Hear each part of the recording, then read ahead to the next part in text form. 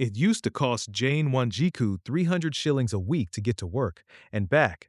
Today, it costs her over 600. The Matatu fare didn't double because Jane's route got longer. It doubled because diesel did. Welcome to Kenya, May 2026, where a liter of diesel now costs 242 shillings and 92 cents in Nairobi, and a liter of super petrol sits at 214 shillings. These are not projections. These are this month's prices, confirmed by the Energy and Petroleum Regulatory Authority just days ago. And Kenyans are not just feeling it at the pump, they're feeling it at the table. Let's put these numbers in context. At the start of this year, petrol was retailing at around 182 shillings per liter. In less than 5 months, it has jumped by more than 30 shillings. Diesel has surged even sharper, by over 46 shillings in a single pricing cycle. The Energy and Petroleum Regulatory Authority attributes this to the rising cost of imported fuel. The landed cost of super petrol alone jumped by over 41% between February and March this year. Diesel's landed cost rose by a staggering 68% in the same period. Kenya imports nearly all of its petroleum products. Every dollar that moves on the global oil market, every tension in the Middle East, every OPEC decision, every shipping disruption lands directly in our pockets. And right now, every pocket in this country is hurting. But this story isn't really about liters and shillings per cubic meter. It is about a mother in Githurai who used to send her child to school with 50 shillings for transport. Now she sends 80 and still isn't sure it's enough because fares are no longer fixed. It is about a boda operator in Kisumu who used to fill up his tank twice a week for around 1,500 shillings. Today, the same routine costs him nearly double, eating directly into the income that feeds his family. It is about a small restaurant owner in Mombasa who uses diesel to power her generator during blackouts. She used to budget 5,000 shillings a month for that. Now she needs 10 and either raises her prices or loses customers she can't afford to lose. Human rights organizations raised the alarm just days ago during celebrations marking the International Day of Families.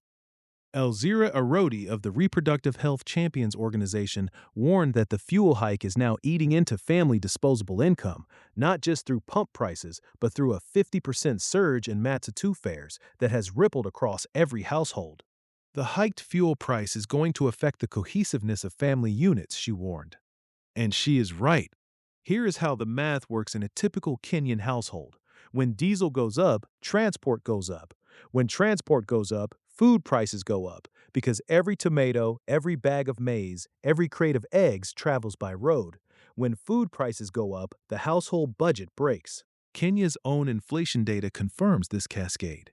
Annual inflation stood at 4.4% in March 2026, according to the Kenya National Bureau of Statistics.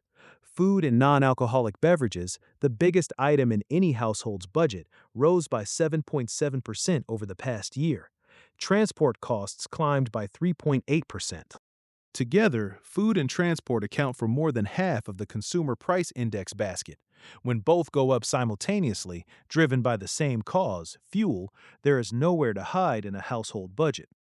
The IMF has warned that inflation is now expected to climb back up to 5% by December 2026, reversing the progress made when it fell to 3.4% at the end of last year. And the World Bank has sounded a specific alarm for countries like Kenya.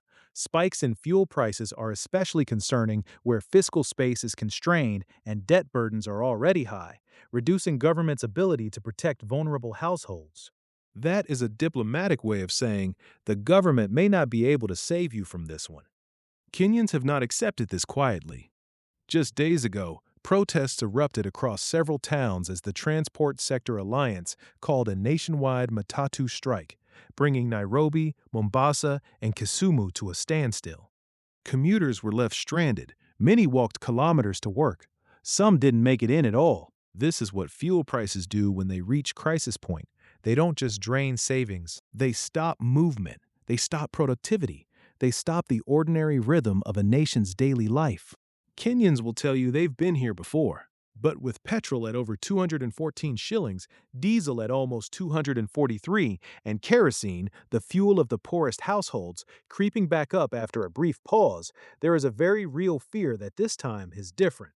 So what do ordinary Kenyans do? Financial advisors will tell you to review your budget, cut non-essentials, combine errands, use public transport, and those are not wrong pieces of advice.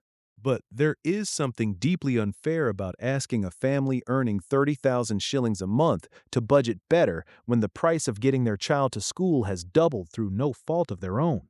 Budgeting only works when you have something to cut. When fuel prices push up food, transport, production costs, and utility bills all at once, the budget is not a plan anymore. It is a triage. Kenyan households are making brutal choices: school fees or food, rent or transport, medicine or electricity. These are not the choices of people who failed to plan. These are the choices of people trapped in a system where the price of survival has been set far beyond their reach. The question Kenya must now answer is not simply why is fuel so expensive? The deeper question is, how long can ordinary people sustain this? Jane Wanjiku still goes to work. The boda rider still shows up at 5 in the morning. The mama mboga still carries her goods to market. But they are running, like so many Kenyan households right now, on empty. Follow, like, comment, share, and subscribe for more videos.